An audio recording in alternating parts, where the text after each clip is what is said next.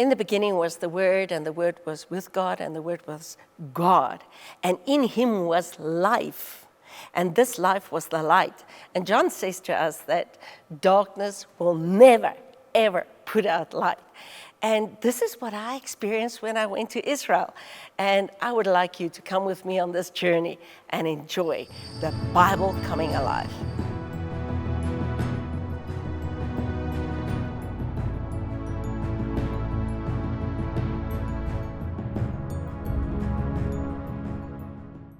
When Noah had to build the ship, the people said, "You're crazy." But what God said came to pass. Now, we live in a time where God says the glory of God is going to fill the earth. He didn't die on the cross so that Satan and the Antichrist and the beast can rule and reign. He says that's deception. Jesus said, "Do not be deceived, but have patience for the earth to receive the former and the latter rain." And the whole of the country of Israel is actually a proof that what is going to happen is going to happen. Now, Rome, the biggest civilization ever, everything that came from the statue that Daniel dreamed about, Media, Persia, Greece, and Rome, they all got their information from Babylon, the head, but Christ is our head. Now, I just want to say, what you see there, if you look at the ruins, is, oh my word, Rome was the strength of the statue of the kingdoms of the world, and it's lying scattered all over Israel. But that what God was doing is monumental, and it stands there for eternity, proving the authenticity of the Word of God. Oh, it was like, I was having my own parties all the time, just thinking of how awesome the Word of God is. Rome was like, there was places we went to that I have never even read about, and it's not in the Bible. But these whole Roman cities with amphitheaters, they're all there of a proof that nothing of the world is lasting. But God's history is alive because it's alive in me.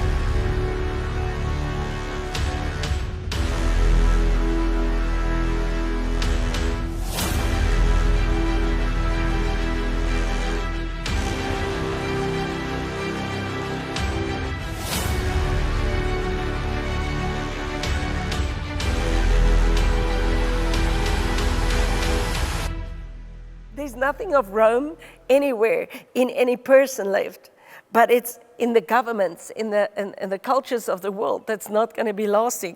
But what Christ has done is alive right inside of us. I remember this one, the most funniest thing we had is we went to this one Roman place. Oh, the amphitheater. It's so big. I don't know how they built the stuff. It's so huge. But it doesn't matter how big humanity goes, it can never be everlasting. But there was the first toilets. We all had a time of sorting out which toilet fits us, because this is hysterical. It was public toilets, and there was this trench that was dug, and then all the waste fell into the trench, and right in front of the trench there was a small little trench with water coming down. And it's actually, I don't know, explain on TV how they actually did it, because it is terrible. the men and the women all sat together in this public toilet. And it was marble slabs that were built in the wall. And it was just smoothed off on the edges. But the big trick about it is how big is the opening between the marble slabs. So you've got to understand how big your butt is. And then find yourself a slab with a bigger opening. Or so you sit with your one side on this one slab and the other side.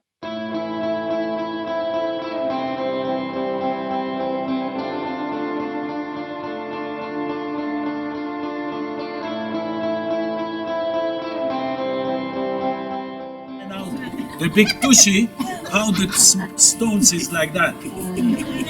Then each one is coming here. It's very smooth. Yeah, yeah. Look at that. Yeah. And no earthy. And it's not hurting your tushy. The water. But wait a minute. Women and men together. Yeah. You see how you got excited? And why? Why women and men together? Saving water. Because they walk with a gum. Long gum. You lift the tushy, and you see Can't see nothing. water running here, Oh, yeah. and down there is what you do, and after that they clean it. You understand?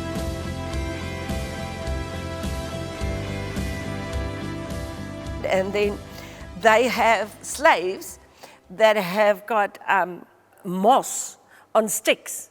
So everybody was sitting there. How did they do it? They all wore long dresses, so they just lifted up their dresses. And then they would bend out, and slaves with sticks would put water in there, and they would wash the people.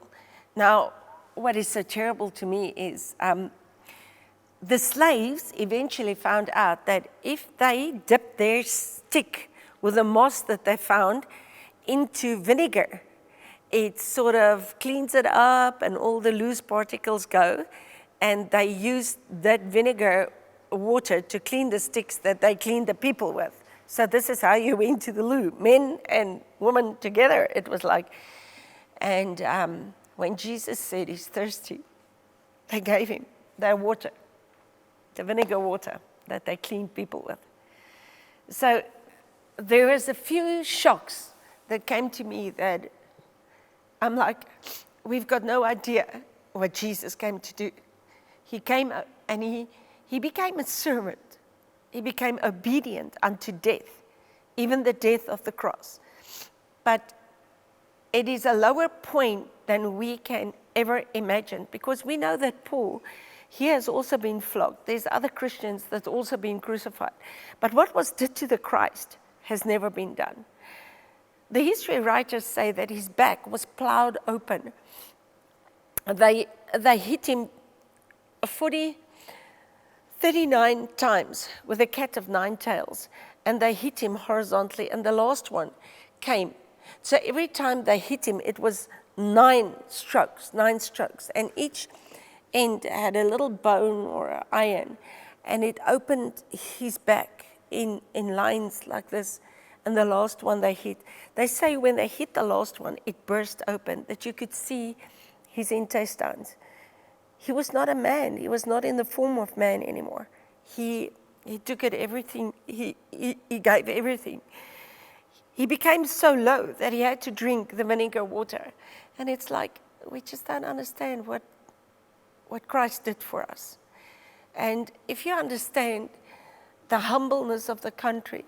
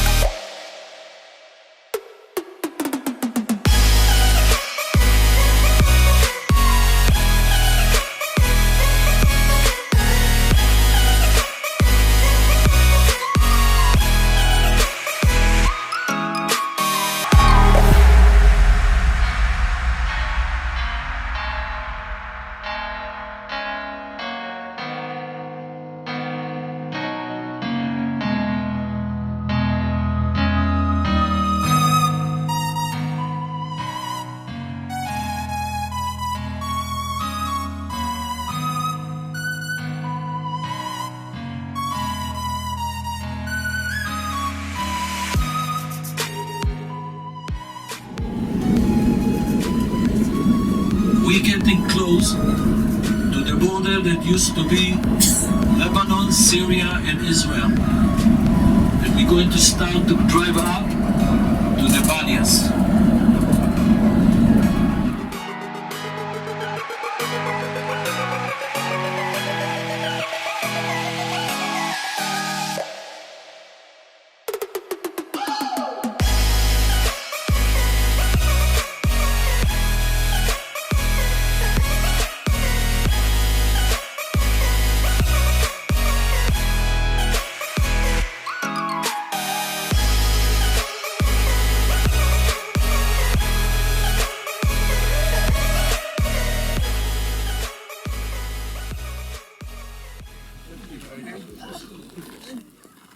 Looking down to the valley, and the valley is built on a way like that you have like 3 fingers sticking in to Lebanon and Syria. And all the members of the people that living down suffering. They live in a bomb shelter. Came 1967, the 6-day war. And the 6-day war, what happening in the country? The Syrian, the Egyptian, and the Jordanian lying along the border. Israel army have the regular army and based on the reserve. We reserve in those days 2.5 million people.